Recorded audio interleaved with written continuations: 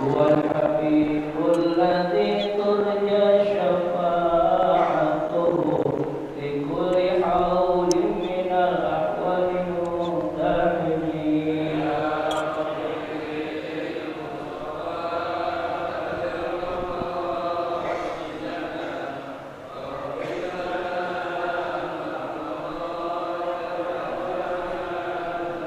يا ربي بالمصطفى بلغ مقاصدنا واغفر لنا ما مضى يا واسع الكرم.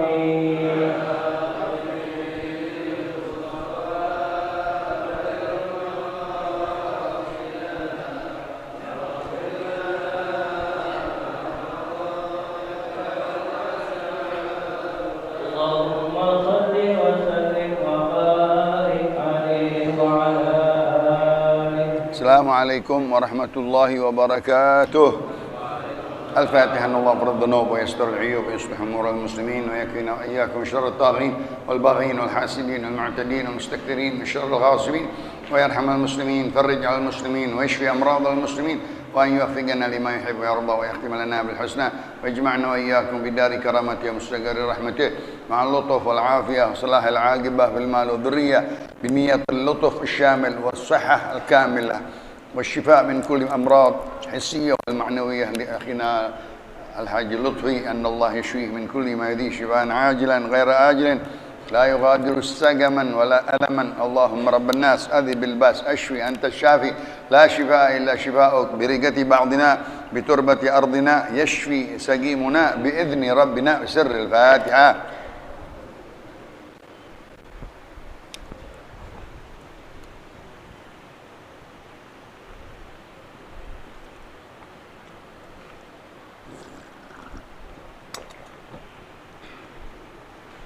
بسم الله الرحمن الرحيم. الحمد لله رب العالمين،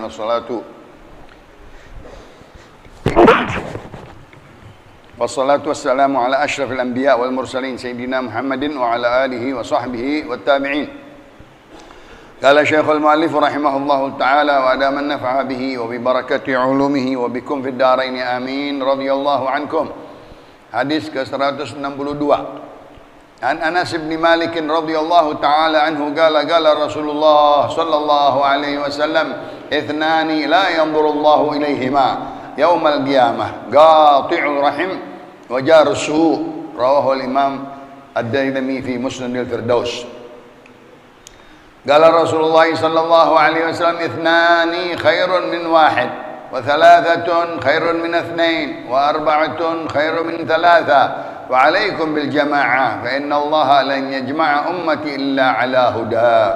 رواه الإمام أحمد بن حنبل عن أبي ذر الغفاري جندب ابن جنادة حديث صحيح.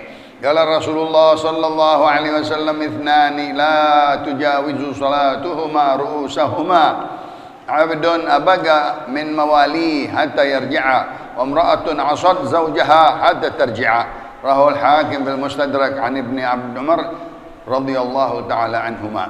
قال رسول الله صلى الله عليه وسلم اللهم صل وسلم وبارك عليه اثنتان في الناس هما بهم كفر الطعن في الأنساب والنياحة على الميت. رواه الإمام أحمد بن حنبل ومن مسلم عن أبي هريرة حديث صحيح.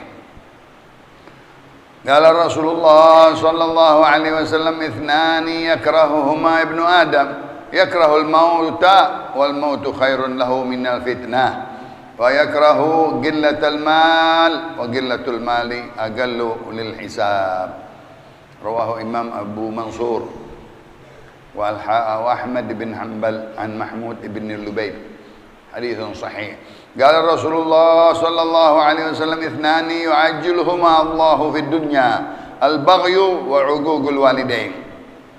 رواه الإمام بخاري في التاريخ والطبراني في معجم الكبير عن أبي بكرة. قال رسول الله صلى الله عليه وسلم اللهم صل وسلم وبارك عليه أثيبوا أخاكم ادعوا له بالبركة فإن الرجل إذا أكل طعامه وشرب شرابه ثم دعي له بالبركة فذاك ثوابه منهم. رواه أبي داود والبيهقي في شعب الإيمان عن جابر بن عبد الله الأنصاري حديث حسن. قال رسول الله صلى الله عليه وسلم اللهم صل وسلم وبارك عليه وعلى آله اجتمعوا على طعامكم واذكروا اسم الله يبارك لكم فيه. رواه إمام أحمد بن حنبل وأبي داود وابن ماجه وابن حبان والحاكم في المستدرك عن وحش بن حرب صحيح حديث صحيح. قال رسول الله صلى الله عليه وسلم اللهم صل وسلم وبارك عليه وعلى آله اجتنب الغضب. رواه أبي الدنيا ابن أبي الدنيا في كتاب ذم الغضب وابن عساكر عن رجل من الصحابة حديث صحيح. Alhamdulillah wa syukrulillah ala ni'matillah wa ala barakatillah. Salawat dan salam kepada Rasulullah. Meneruskan hadis-hadis Jami'us Shaghir Al-Imam As-Sayuti di dalam huruf alif, hadis yang ke-162 dari sahabat Anas bin Malik, ithnani, dua orang, la yanzurullahu ilaihima, Allah tidak memandangnya kepada kedua orang tersebut yaumal qiyamah, di hari kiamat nanti. Ya Allah, orang yang tidak dipandang oleh Allah artinya tidak dapat rahmat Allah, diacuhkan oleh Allah, tidak dikasih muka sama Allah, tidak dikasih ampun oleh Allah, tidak dikasih bicara sama Allah, tidak diampunin dosa-dosanya, dan langsung dimasukin ke neraka. Na'udzubillah, serem ya. Jangan kita menjadi dua orang ini. Hati-hati, dengerin ya, ini banyak di kalangan kita. Dua orang ini tidak dikasih pandangan rahmat dari Allah, tidak diampunin dosanya, tidak diajak bicara, wala yukallimuhumullah wala yuzakkihim wala yanzuru ilaihim walahum adzabun adim. Langsung dikasih azab, buang. Siapa itu dua orang di hari kiamat? Qati'ur rahim. Ini yang mahal. Orang pemutus silaturahim.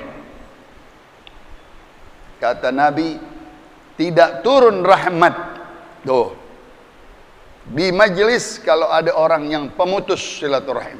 Nih kita lagi ngobrol nih, lagi ngajar sekarang. Ada satu orang di antara kita pemutus silaturahim, nggak mau akur sama saudaranya, nggak mau bai'an sama saudaranya, nggak mau datangan, nggak mau salaman, nggak mau ngomongan kepada saudaranya. Nah, ini dia orang qati', la yadkhulul jannah qati', nggak masuk surga orang pemutus. Masuknya pemutus silaturahim. Serem sekali. Hati-hati, jangan kita taubat buru-buru. Sambung silaturahim saudara kita. Jangan putus sama adik, sama kakak, sama mertua, sama mantu, sama siapa saja, sama semua orang. Jangan. Hati kita lebar, hati kita luas. Jangan kita pendendam, jangan kita pembenci, jangan. Kita pemurah hati, pemaaf, pecinta rahmat kepada semua orang, baik kakak atau adik, tua atau muda. Zalim atau orang yang enggak zalim kepada kita, orang yang zalim jangan kita putusin, biarin aja. Doain. Nanti urusannya sama Allah Subhanahu wa taala. Diambil harta kita, diambil warisan kita, biarin. Ada Allah Subhanahu wa taala. Adapun hubungan saudara, masing darah daging kita, famili kita, misanan kita, paman kita, itu jangan diputusin. Yang kedua, banyak lagi. Ini orang yang kedua yang tidak dipandang oleh Allah, pandangan rahmat, enggak diampunin, enggak diberikan syurga, bahkan langsung ke neraka. Tidak diajak bicara lagi, artinya tidak dihisap lagi. Siapa? Jarsu, tetangga yang jahat sama tetangganya. Nah, ini lebih banyak lagi. Tetangga jahat sama tetangga. Jangan kita berasa bertetangga jahatin kita. Nabi bilang apa? Al-jar yudhina wala nudhi alal jar. Tetangga ngejahatin kita, kita jangan ngejahatin tetangga. Nabi lihat baik. Tetangganya dua-dua orang jahat. Abu Lahab wa Abu Mu'id. Tiap hari bawa kotoran, tiap hari torok duri. Nabi diam aja, ngangkatin, dibuang ke sampai. Allahumma salli wa sallim wa barik. Tetangga yang begitu sekarang juga ada. Soal parkiran biasanya ribut. Gara-gara parkiran sebentar doang, setengah malam sehari, hampir ribut, hampir marahan gara-gara parkiran depan rumahnya. La haula. Jalanan bukan punya dia. Ada nggak yang begitu? Atau sampai, ya Allah, maafin aja tetangga kita udah puluhan tahun, atau anak kecil kita, atau istri kita, atau pembantu kita. Jangan nama tetangga ngejahatin tetangga. Bahkan kita bantu tetangga, bela tetangga seperti saudara yang belum tahu, nanti orang saudara kita belum tahu kita mati, yang tahu tetangga kita. Pertama-tama yang nolongin kita kematian saudara kita, tetangga kita. Saudara masih jauh pada, belum ada datang. Jangan jahat sama tetangga. Ini dua orang tidak dipandang oleh Allah pandangan rahmat, tidak diampunin, tidak diajak bicara, artinya langsung dihisap, masukin langsung ke neraka. Jangan diri kita pemutus silaturahim dan jahat kepada tetangga.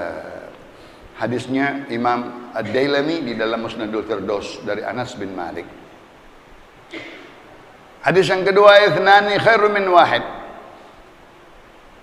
Dua orang lebih bagus daripada seorang. Imam sama makmum bagus deh. Jangan sendirian sembahyang. Sendiri sembahyang nggak berjamaah, rugi kita, nggak dapat pahala, diwaswasin sama syaitan, lupa sini, lupa ini, lupa ini. Akhirnya sembahyangnya pakai sujud sahwi. Mungkin dia lupa lagi, sujud sahwi aja lupa lagi, karena sendiri. Coba kalau berdua, insya Allah ada yang negor, ada yang ingetin di belakang imam dengan makmum.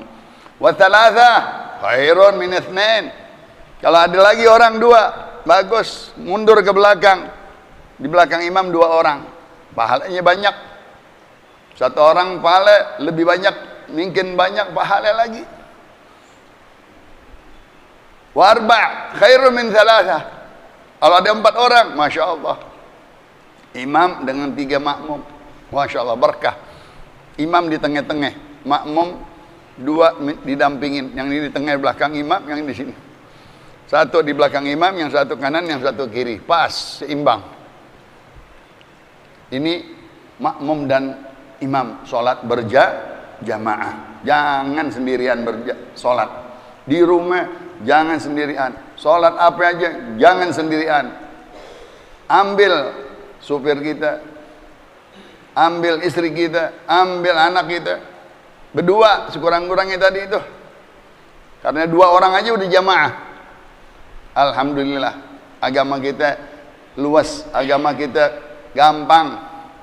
Berdua aja kita udah dapat pahala jamaah. Pahala jamaah gimana? Kata Rasulullah SAW, salatul jamaah afdal min salatil fardhi bi 27 darajah. Kalau kita sholat berjamaah, berdua sama istri kita, sama anak kita, sama supir kita, sama pembantu kita, sama teman kita, udah 27 kali lipat sholat. Masya Allah, 27 kali. Kuat nggak kita sembahyang 27 kali? Itu arti yang pertama. Atau 27 derajat nanti di surganya orang-orang yang sholat berjamaah. Yang nggak sholat berjamaah rugi, kesian. Jangan sekali-kali lagi, ayo dengerin, jangan sholat sendirian. Sholat berjamaah berdua sama istri kita. Biasain rumah berkah. Hubungan istri sama anak, hubungan istri sama suami, kalau kita sholat berjamaah, dia dilunakin sama Allah. Nggak ribut, nggak berantem, nggak ada cocok. Kenapa? Sholat berjamaah, doa, zikir, turun Quran, turun malaikat, turun rahmat. Kalau kita sholat berjamaah, pahalanya banyak, gunanya banyak, manfaatnya banyak. Jangan sholat sendirian, jangan sholat sendirian, sholat berjamaah selalu. Ini Nabi kita Muhammad. Fa'alaikum bil jamaah. Aku anjurkan kalian sholat berjamaah. Kenapa? Syaitan katanya mencari kambing yang mencar dari gerombolannya. Kambing 30 nih, 30 kambing, 20 kambing, 15 kambing, 10 kambing, 5 kambing. Ada yang mencar satu. Nah, ini serigala bakal nyari yang mana? Yang mencar. Maksudnya syaitan begitu juga. Kalau kita sendirian, nah gampang ini, digodain terus sholatnya. 3 sampai 4 ya. Udah wudu tadi udah belum ya. Tangannya megang handphone, tinggalan kali handphone. Tinggalan kunci, ada aja di sholat lupa. Akhirnya dia lupa sholat. La haula wala quwata. Fa'alaikum bil jamaah. Rasulullah anjurkan kita selalu berjamaah. Fa innallaha la yajma'u ummati illa ala huda. Di dalam riwayat innallaha la yajma'u ummati ala dhalalah. Kalau umatku berjamaah, sesungguhnya Allah akan memberikan petunjuk kepada kita. Alhamdulillah. Kita ini berjamaah 50, 60, 70. Alhamdulillah.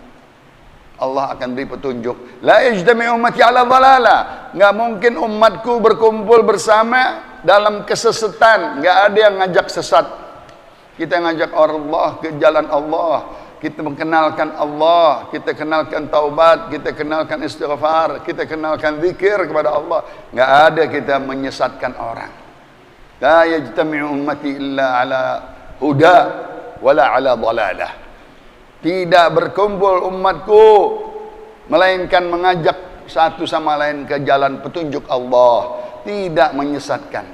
Alhamdulillah, kita kenalkan tauhid, kita kenalkan akidah, kita dekatkan dia kepada Allah supaya taat, bertakwa, beristiqamah, beribadah, bertaat, jauhkan kemungkaran, jauhkan kemaksiatan, tadi jauhkan durhaka kepada orang tua, jangan berputus-putusan di dalam silaturahim, jangan jahat kepada tetangga, akur kepada saudara. Itu semuanya ajakan huda, ajakan ke petunjuk Allah subhanahu wa ta'ala. Hadisnya Imam Ahmad bin Hanbal di dalam musnadnya dari Abu Dzar Al-Ghifari, Jundub ibnu Junadah, hadisnya sahih. Hadis yang ketiga, itsnan la tujawizu salatuhuma ru'usahuma. Dua orang katanya enggak melewatin, enggak naik sholatnya lebih dari kepalanya. Ini sholat kalau diterima sama Allah, diangkat berupa cahaya ke atas sama malaikat, diusung, diarak, disampaikan kepada Allah. Nih sholatnya si fulan yang sempurna, yang bagus, yang bercahaya, yang khusyuk, diterima sama Allah.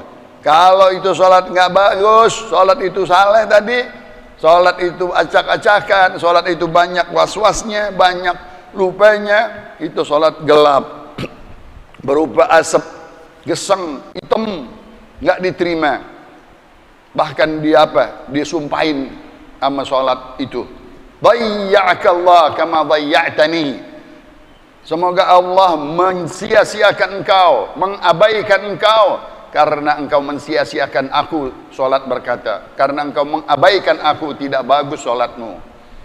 Nah, orang yang sholatnya enggak diterima, enggak lewat dari kepala, cuman di sini doang. Kalau diterima naik terus ke atas, itu sholat diterima sama Allah subhanahu wa ta'ala.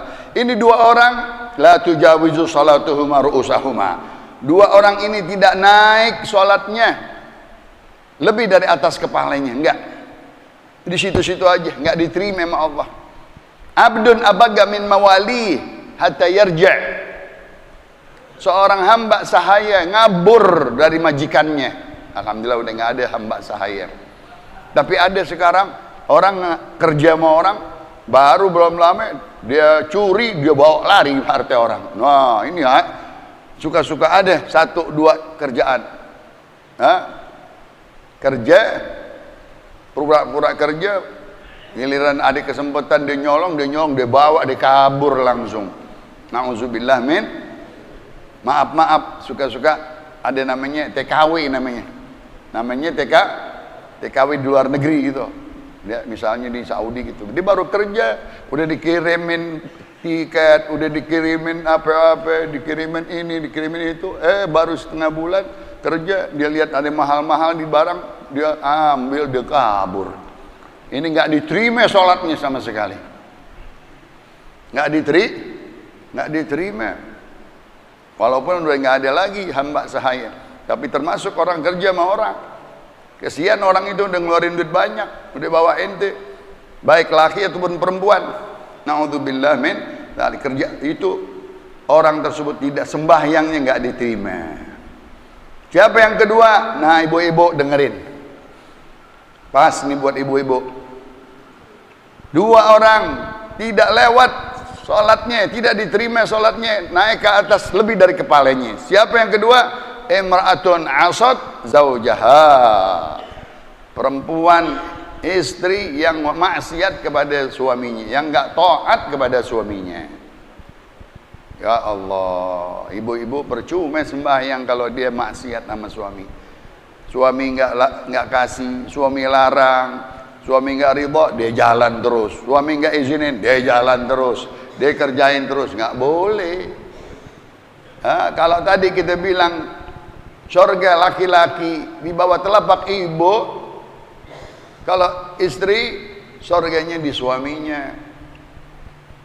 Hadisnya wa ata'at ba'laha, dia harus taat kepada suaminya, baru gilalah udkhulil jannah, masuklah wahai wanita, wahai istri ke dalam syurga. Kalau dia asad zaujaha, kalau dia maksiat kepada suaminya, ngelawan kalau kita, bahkan tidak dengar perintahnya, tidak dengar larangannya, menerjang larangannya, membahayakan hubungan keluarga, membahayakan pergaulan bebas, takut dia berbuat sesuatu, dilarang sama suaminya, dia masing juga ngelawan. Nah, ini enggak diterima salatnya. Salatnya enggak naik sampai kepala doang, enggak sampai ke atas, enggak jadi cahaya, jadi geseng, gelap itu salatnya. Percuma, sia-sia salatnya seorang istri kalau suaminya enggak ridha sama dia. Bahkan kalau kita sembayangin jenazah nih Bu, jenazah, ada hadis kata Rasulullah SAW, ayyuma imra'atin ayyuma imra'atin matat wa zawjuha anha radin dakhalatil jannah. Tidak seorang wanita disembayangin jenazahnya dan suaminya ridha, masuk surga. Alhamdulillah.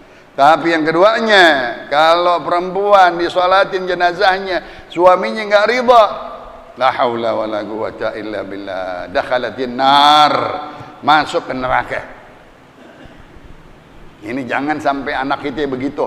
Jangan kita ajarin anak kita ngelawan sama suami. Kita udah serahin hari pernikahan, nih amanat di punggung engkau. Ngabur tuh anak. Bapaknya belain lagi, ibunya belain lagi. Udah lo jangan balik lagi, di sini aja. Suruh pulang ke sana sama suaminya. Akurin, tengahin, wasitin, bagaimana cara diakur. Jangan dibelain. Udah cerai aja. Wah, cerai aja. Nggak boleh. Biar dia taat sama suaminya. Sabar kehidupan. Kecuali ada sesuatu yang melawan hukum, itu boleh kita tuntut atau kita perkarain. Tapi nggak ada. Baru masalah kecil aja jangan minta cerai. Jangan pulang, jangan ngabur. Sabarin, akurin, damain, cari jalan yang baik. Nah, itu. Kenapa? Sholatnya dia sholat tiap hari nggak diterima. Si istri itu sholat kesian nggak diterima karena suaminya. Ini ada yang nggak tidur sama suami. La haula wala quwata illa billah. Ngabur seminggu. Bapaknya, ibunya diemin aja. Anak kita sehari pulang, ayo pulang. Sekarang pulang. Jangan. Suami ente nggak ridho, suami ente nggak izinin, jangan ikut. Bapak ibu nggak boleh. Ya, apalagi ngabur. Itu suami nyari-nyari nggak ketahuan. Nah, ini bahaya, banyak terjadi. Mudah-mudahan jangan anak kita begitu, jangan istri kita juga begitu. Kenapa? Ada kejadian dia lagi ngabur, mati tabrakan. Nah loh, habis deh. Udah dia aswad zaujaha, dia ngabur dari suaminya, datang ajalnya. Na'udzubillah, dakhalatin nar, langsung masuk neraka kontan. Jangan ibu-ibu begitu. Insyaallah orang-orang yang sembahyang, orang-orang yang ngaji, ibu-ibu, insyaallah pada taat kepada suaminya. Qala Rasulullah sallallahu alaihi wasallam, ithnatani fin nas huma bihim kufrun. Dua orang di kalangan manusia, dua ini bisa membuat, dua perkara ini, dua masalah ini bisa membuat dia kufur. Ya Allah, kufur, kafir artinya karena perbuatannya dia enggak mensyukuri nikmat Allah Subhanahu wa taala. Siapa? At-ta'nu fil ansab, menusuk nasab orang. La haula wala quwata illa billah. Ini orang berani-beranian, orang punya nasab, punya keturunan yang sah, ditusuk, artinya diingkarin, dikeluarin dari nasabnya. Ad-dakhil fin nasab wal kharij, ad-dakhil wal madkhul mal'un. Ya Allah, orang yang memasukkan nasabnya orang atau mengeluarkan nasab orang, mal'un. Dia dikutuk, dilaknat sama Allah. Nggak boleh kita ngaku-ngaku nasab orang. Masa kita begini ngakuannya Panjaitan, mau nggak orang? Itu orang Betawi kok ngaku Panjaitan. Namanya si A, si B, nggak boleh. Walaupun anak angkat, walaupun Nabi aja punya anak angkat namanya Zaid bin Harithah bin Muhammad. Marah Allah subhanahu wa ta'ala, turun ayat, ma kana Muhammadun aba ahadin min rijalikum walakin Rasulullah wa khataman nabiyyin. Tidak ada Muhammad punya anak ngaku-ngaku anak angkat. Kenasabnya Nabi Muhammad nggak ada. Apalagi zaman sekarang. Nggak boleh kita memasukkan nasab, mengeluarkan nasab, nggak boleh. Ini yang lagi rame ngeluarin nasab orang. Na'udzubillah min dzalik. Orang udah benar-benar nasabnya dari atas ke bawah, dibilang nggak putus nasabnya. Jangan. Atau ente masuk ke nasab orang, nggak pantas. Kita masukkan aneh nih keturunan keraton Yogyakarta, dari mana? Ente bener ada keturunan keraton, mare orang keraton, mare nggak? Nah itu nggak boleh menusuk. Atau ini kejadian di zaman Rasulullah banyak, di zaman kita juga ada. Di zaman Rasulullah ini, tadi di dirinya Rasulullah, Zaid bin Harithah ngaku anak, Allah bantah. Ini banyaknya di jahiliyah. Kenapa? Perbudakan, perkawinan yang tidak sah, anak pungut, nah sekarang aja anak pungut banyak banget. Akhirnya ngakuin masabnya ke bapak. Nggak bisa, bukan anak ente ambil dari orok, kan anak orang. Giliran kawin walinya bapaknya dia, bukan ente jadi wali. Haram mama ente karena dagingnya bukan daging ente, bukan darah daging ente, bukan sperma ente. Nah ini panjang lebar urusan ginian ya. Nah itu hadisnya, kalau dia ngaku-ngaku nasab orang, dia bisa kufur, mal'un, dilaknat, na'udzubillah. Memutuskan nasab orang, menusuk nasab orang, memasukkan dirinya ke nasab orang, nggak boleh, jangan sekali-kali. Ente tahu bapak ente sendiri siapa? Iya kan? Kita masing-masing tahu nggak bapak kita? Taruh nggak ngalamin bapak, tapi dibilangin sama ibu. Taruh nggak dibilangin sama bapak, nggak ibu, pasti dibilangin bapak ente si fulan, ibu ente. Tahu-tahu dia ngaku, aneh keluarga keraton, Gus. Wah, marah orang keraton. Marah nggak? Ente orang keraton mana? Nah itu nggak boleh. Yang kedua, waniyaha alal mayyit, berteriak-teriak, ngemukul-mukul badan, mau robek-robek baju, mengoyak-ngoyak rambut, ini jahiliyah. Bersuara, berucap begini dengan pantun, dengan syair di dalam kematian dilarang. Itu bukan agama kita. Ada sebagian agama kalau mati begitu, wow, datang grupnya, nangis-nangis semuanya, teriak-teriak, mukul-mukul. Nah ini bukan agama kita. Itu jahiliyah kata Rasulullah SAW. Teriak-teriak di dalam kematian, menangisi orang yang mati tidak boleh. Jangan engkau sakiti orang yang mati itu dengan tangisan. Doain. Sebaliknya engkau minta ampun kepada Allah subhanahu wa ta'ala buat dia. Hadisnya Imam Ahmad bin Hanbal dan Imam Muslim. Dari Abu Hurairah, hadis sahih. Ithnani yakrahuhuma ibnu Adam. Dua perkara kata Rasulullah tidak disukai oleh anak Adam. Benar. Dua ini nggak ada yang mau. Kalau ada yang mau, jempol. Yakrahul maut. Anak Adam nggak suka sama mati. Biar udah tua mau hidup terus. Biar masih miskin mau hidup terus. Apalagi kaya mau terus-terusan hidup. Yakrahul maut. Wal maut khairun lahu kata Rasulullah. Minal fitnah. Padahal hidup ini panjang, mungkin banyak fitnah, mungkin banyak ujian, mungkin banyak kasus, mungkin banyak masalah. Dia nggak mau mati. Bodoh dia. Dia nggak tahu, mungkin banyak umur, mungkin fitnah banyak, mungkin masalah banyak, mungkin banyak urusan. Subhanallah, betul. Dua perkara ini tidak disukai oleh anak Adam.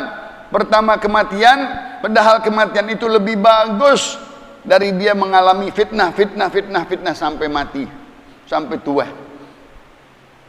Yang kedua, wa yakrah gillatal mal.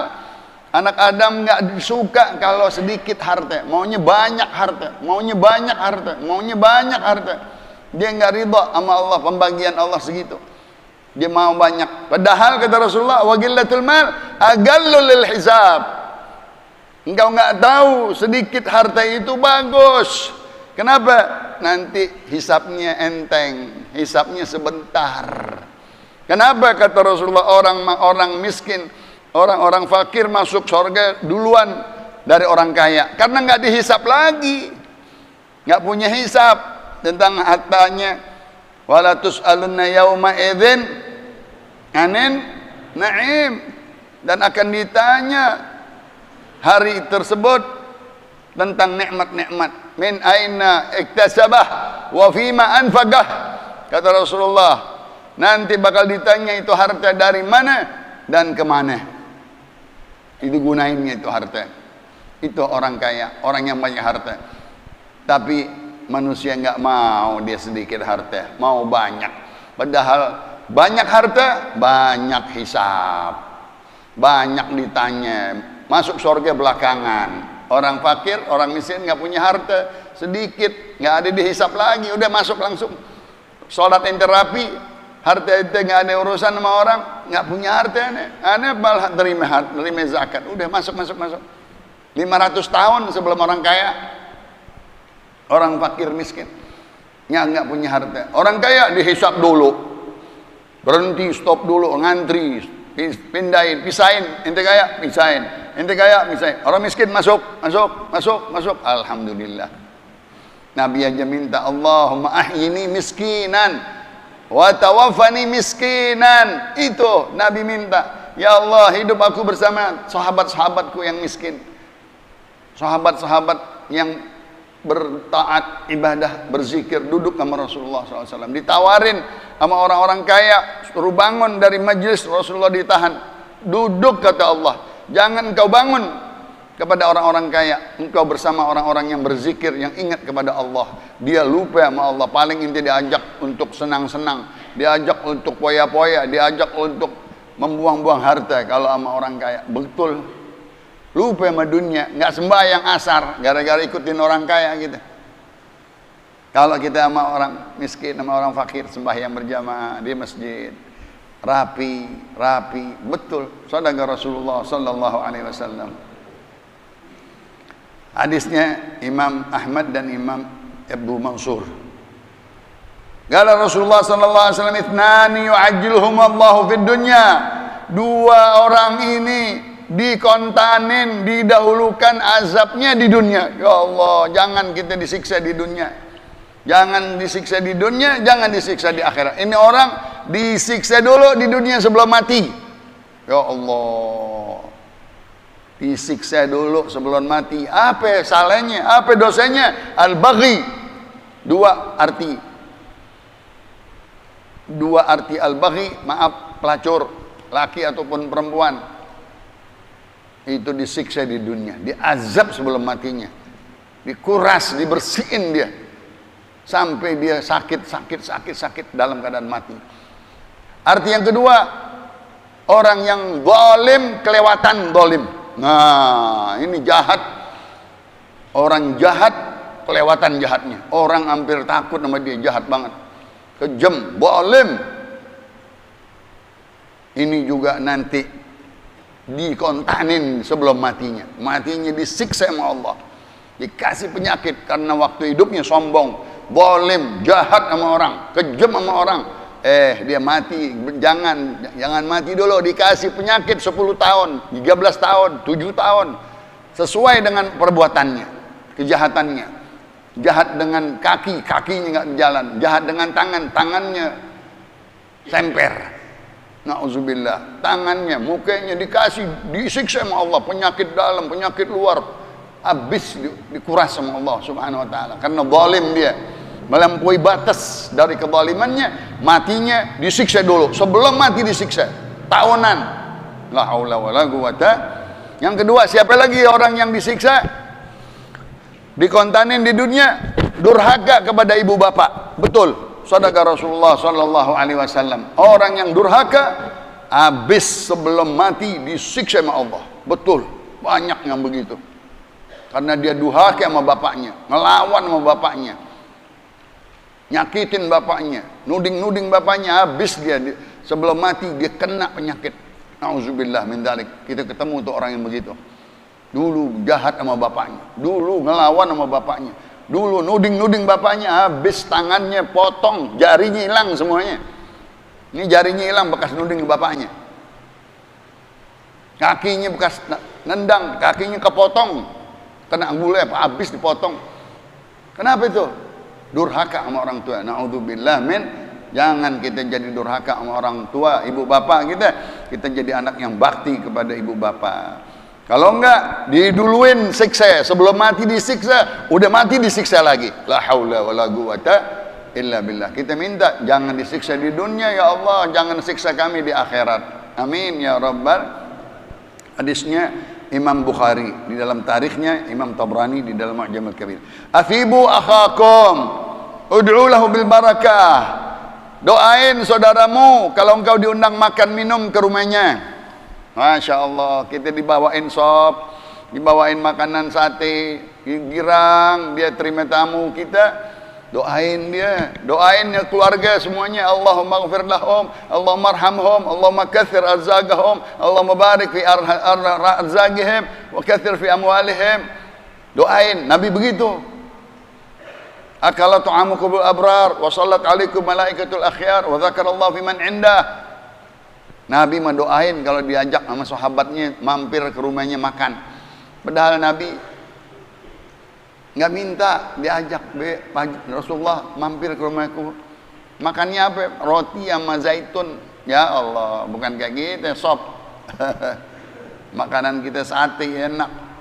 Nabi diajak mampir, dia mau mampir ke rumah orang-orang miskin. Saudara-saudaranya pengen, aku pengen Rasulullah masuk ke rumahku.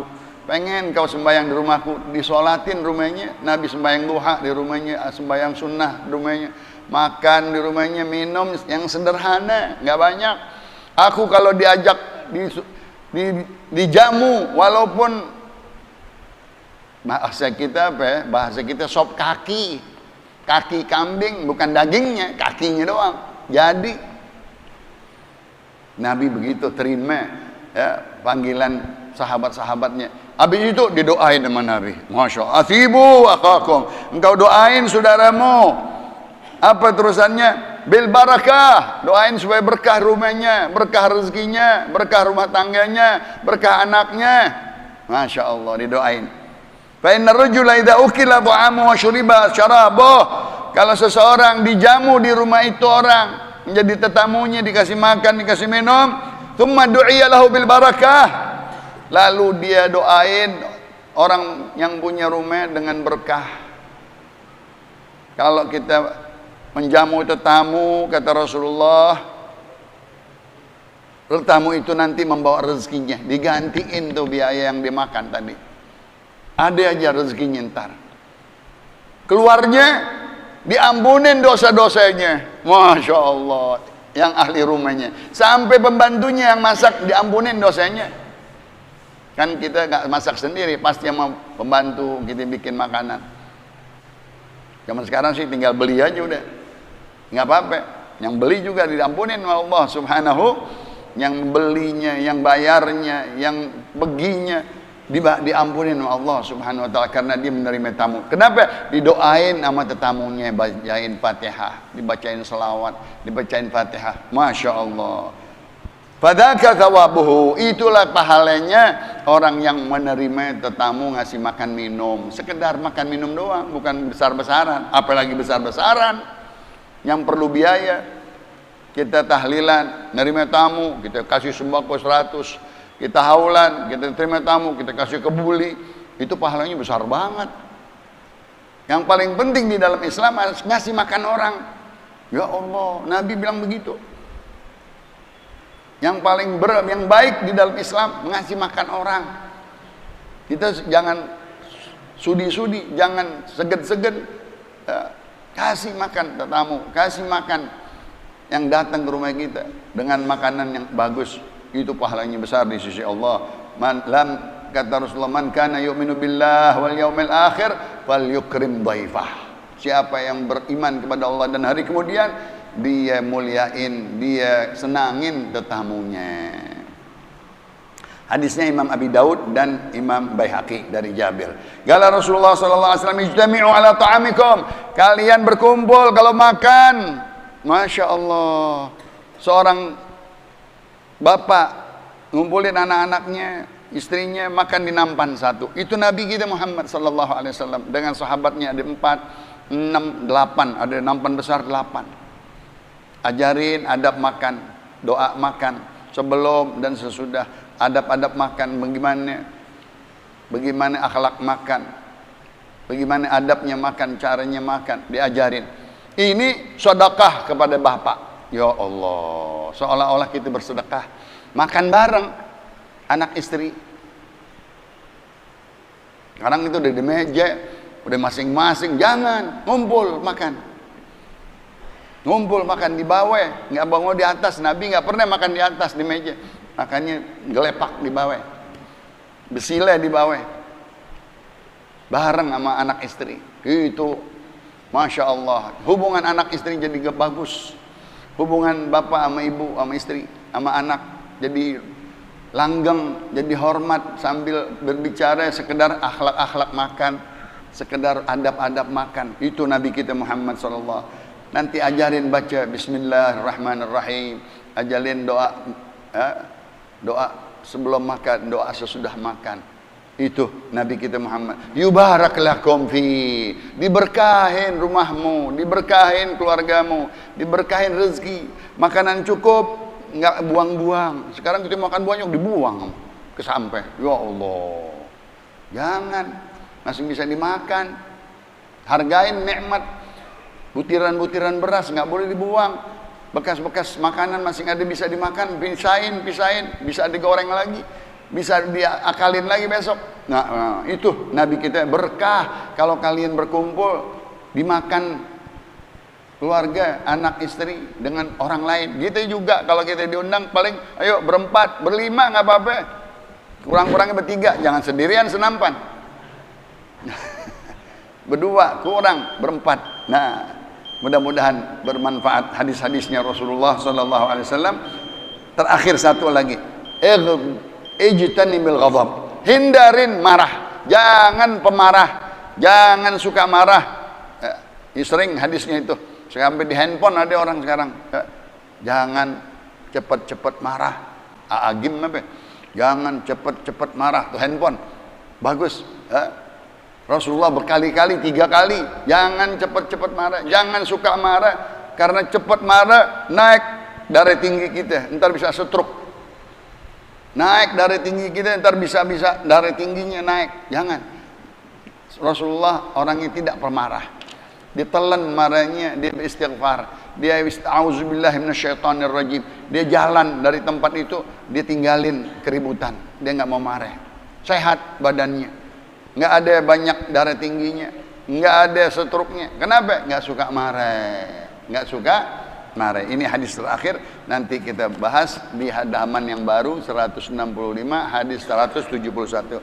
Wallahu a'lam wa ilmu atam wa la ilma lana illa ma 'allama ahkam bi sirri asraril Fatihah.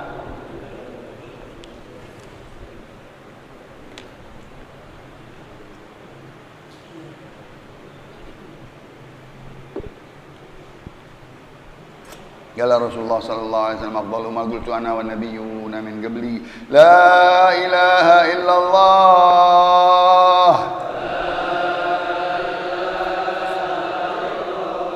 la ilaha illallah, لا إله إلا الله محمد رسول الله صلى الله عليه وسلم وشرف وكرم ومجد وعظم كلمة حق عليها نحيا وعليها نموت وعليها نبعث إن شاء الله تعالى من الآمنين. اللهم نسألك علما نافعا وهبيا لدنيا متقبلا يا ذا الجلال والإكرام. زدنا علما وارزقنا فهما. ربنا آتنا في الدنيا حسنة وفي الآخرة حسنة وقنا عذاب النار. سبحانك اللهم وبحمدك أشهد أن لا إله إلا أنت أستغفرك وأتوب إليك. وصلى الله على سيدنا محمد النبي الأمي وآله وصحبه وسلم والحمد لله رب